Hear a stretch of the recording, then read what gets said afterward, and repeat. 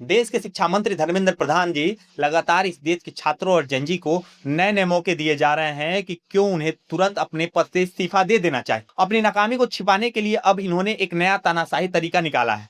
देश की बड़ी बड़ी यूनिवर्सिटीज, चाहे जेएनयू हो, दिल्ली यूनिवर्सिटी हो, आईआईटी रुड़की हो या आईआईटी मद्रास हो या एआईयू से जुड़ी 1170 यूनिवर्सिटीज हो, सब पर दबाव बनाकर एक डरावने वाला एडवाइजरी जारी करवा दिया गया है। छात्रों को खुलेआम धमकी दी जा रही है कि जंतर मंतर के प्रोटेस्ट में गए तो कानूनी कार्रवाई होगी, डिसिप्लिनरी एक्शन लिया जाएगा और करियर बर्बाद कर दिया जाएगा। धर्मेंद्र प्रधान जी, जरा यह बता दीजिए कि इस देश में संविधान और फंडामेंटल राइट नाम की कोई चीज बची है या नहीं, या आपने उसे पूरी तरह खत्म कर दिया है। संविधान का आर्टिकल 19 हर नागरिक को शांतिपूर्ण प्रदर्शन करने और सरकार से सवाल पूछने का मौलिक अधिकार देता है, लेकिन हमारे एजुकेशन मिनिस्टर एक डिक्टेटर की तरह काम कर रहे हैं। यूनिवर्सिटीज में तो पहले से ही ऐसा माहौल बना रखा गया है कि अगर कोई स्टूडेंट अपने हक के लिए आवाज उठाए तो उसके इंटरनल मार्क्स काट दिए जाते हैं, उसे फेल करने की धमकी दी जाती है।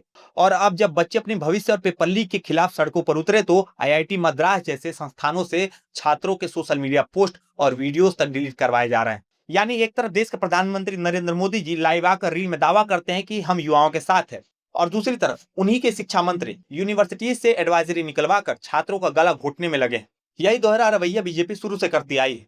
धर्मेंद्र प्रधान और उनके पूरे ट्रोल आर्मी दिन रात एक ही रट लगाकर बैठी है कि जो बच्चे दिल्ली, मुंबई, कोलकाता और पटना की सड़कों पर प्रदर्शन कर रहे हैं वो सब इस देश के दोस्त, देशद्रोही और पॉलिटिकल रोटियां सेकने आए हैं। प्रधान जी, तब जरा ये बता दीजिए कि जंतर मंतर पर बैठी उन 3 साल, 4 साल या 8 साल की मासूम बच्चियों को देखिए जो अपने बड़े भाइयों, बहनों, माताओं के साथ बैठी है।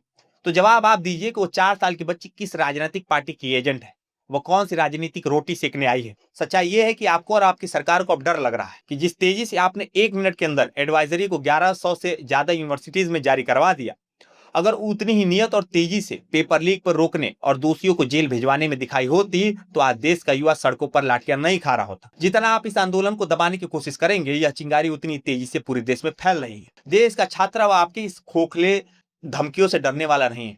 अगर शिक्षा मंत्री में जरा सी भी नैतिक जिम्मेदारी बची होती तो लोकतंत्र का दमन बंद कर देते और तुरंत अपने पद से इस्तीफा देते, क्योंकि यह देश संविधान से चलेगा, किसी मंत्री की तानाशाही से नहीं।